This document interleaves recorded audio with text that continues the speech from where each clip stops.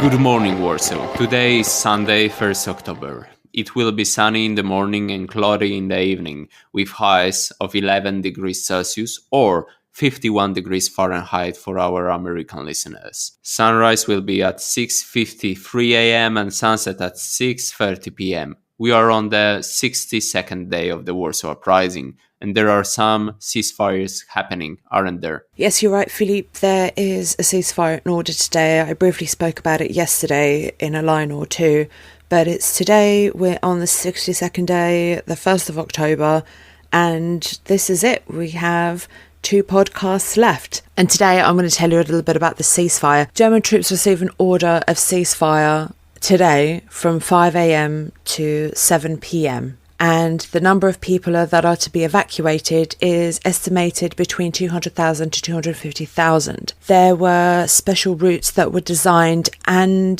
signposted by the Germans, and they had a specific route how to get out of the city. And the population were to be sent to various camps, so not only Pruszków, but we have one in Ursus, which is now a suburb of Warsaw. It wasn't a suburb back then. Piasów, Ożarów, and Włochy as well. Włochy, which is not far from Ursus in that direction in the south, more or less the southwest. So it's today that only about 8,000 inhabitants leave the city. They're the ones who take advantage of this opportunity. So with estimates of 200,000 to 250,000, that is a very, very small amount of inhabitants that actually leave. The news of this ceasefire spreads like wildfire amongst the civilians, especially those who are inhabiting various basements. And the first small group of men, women and children were carrying whatever they had, their suitcases or, a bundle of cloth that's been bound in rope, anything they could carry that was worth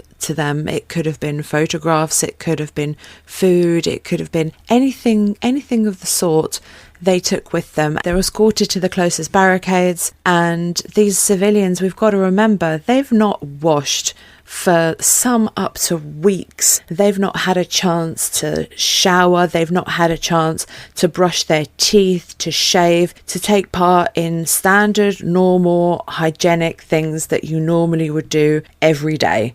And these people looked like they'd been dragged out of the rubble. They probably most likely stank because of the conditions that they had been living in. They'd been surrounded by diseases, by rats, by bugs, by everything. These people looked pitifully. And then this is where at 7:01 p.m. the Germans resume their violent heavy artillery and mortar fire, especially in the district of Śródmieście in the Midtown. And more people lose their lives. This is not the end of the uprising. More people are still going to lose their lives. But given the hopeless situation, General Komorowski creates a commission from amongst the officers of the Home Army, and they begin to conduct capitulation talks. They send proxies over to Vondenbach to negotiate the capitulation of the uprising. We will see what happens. What else is happening on this day? Well, the Home Army soldiers know what's coming. They have been fighting for 62 days with a lack of ammo, a lack of food, a lack of water, a lack of sanitary conditions, and they are tired. They are absolutely exhausted. So what do? They begin repairing their damaged uniforms, their clothing. They are searching for things that they're going to need when they go to the prisoner of war camps. We've got to remember, we're at October right now. They are going to be heading into these places where the winter is harsh. The winter was horrific in Poland. Nowadays, what you see as winter in Poland is nothing compared to what they were going to be experiencing in 1944. The winters were harsh, cold, and they had to find ways to be able to survive these prisoners of war camps. They knew that the Germans were going to lose the war, but it was a matter of time. When was this going to happen? So they would search for warm clothing. They would hide weapons. Some weapons were buried in the ruins. Some weapons were buried in various different places. And this is so they could continue the fight when they come back to Warsaw. Some of these weapons would be then used post-war when people would be fighting against the communist regime. They would also break their weapons because they don't want the Germans to be able to use them, because God forbid they either fought for these weapons or they were dropped from the Allied airdrops. These weapons had gone through with them for the whole of these past 62 days. They were also hiding archives. So, for example, any photography that was taken, filmings, all of those kinds of things were all being buried.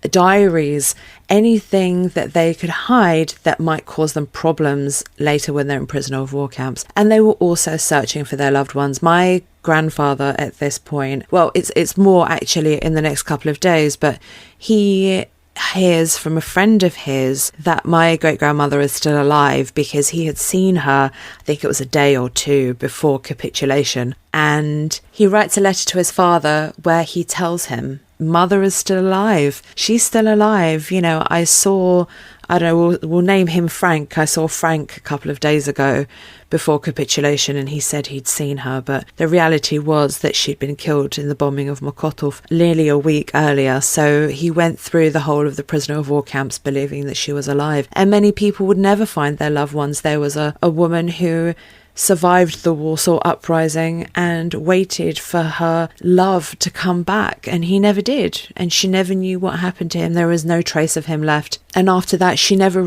married, and she stayed waiting for him till the day she died. So we have situations like this where people search for their loved ones, they either never find them or they find that everybody had died and they're the sole survivor. So we have a testimony from Leszek Prokor, who remembers this day and what happened. At 5 a.m., the order was given to ceasefire. Rumors are circulating that the army will fight for their honor for another day or two. Then it would lay down its arms. Where will we be? The Stalags or Auschwitz? The Reich survived Warsaw, however, not for long. It is already clear that the life of Hitler's Germany is calculated in weeks, not longer. People are baking bread for the journey, and the smells reach us. They are packing and securing their more valuable things in the basements. They believe that they will come back to them. The tension in the units has subsided, with the prospect of 2 peaceful days. How lightly I write these words. We have already become accustomed to the word capitulation. It has become one of the real variants of the past. Was it even possible a dozen or so days ago? They didn't want to capitulate, but what other choice did they have at this stage? It was a very, very difficult time for them. So Roger, talk to us a little bit about the Germans. What's the German perspective on this day? Where are we going with that?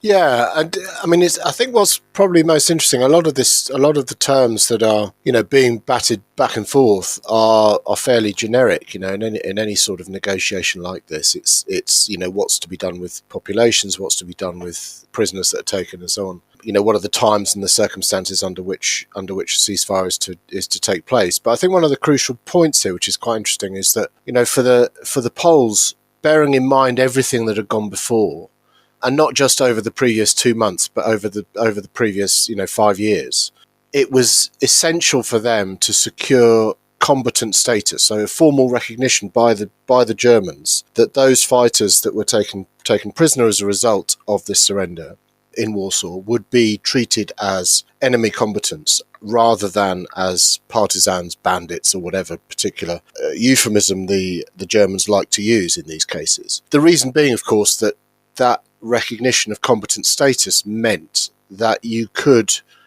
expect decent treatment. You could expect to be fed, to be cared for, to be held in formal surroundings of a prisoner of war camp, whereas as the previous 4 or 5 years of warfare had shown, those that the Germans considered just to be bandits were routinely taken out and shot. So this was a kind of key element for the Poles to secure that status. And I think it's interesting that there's sort of the fighting is still essentially going on while these negotiations are continuing. So even today, this late in the Rising, the 1st of October, the fighting is still essentially going on. So the Germans are still pounding those areas of the city that are held by the insurgents still with heavy artillery. I mean, part of that is to obviously persuade them, in inverted commas, to persuade them to come to terms, but they're still resisting. And I think one of the key elements of that resistance is wanting that recognition. Is that how you see it as well, Alina?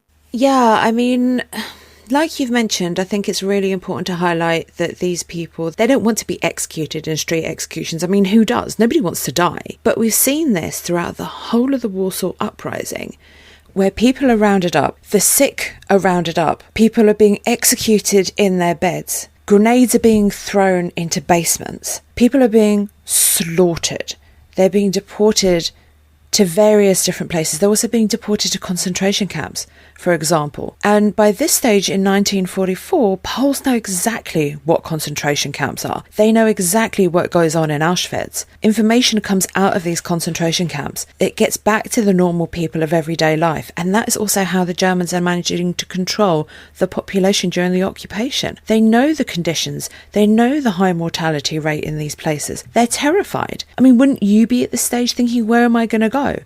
Where are they going to send me?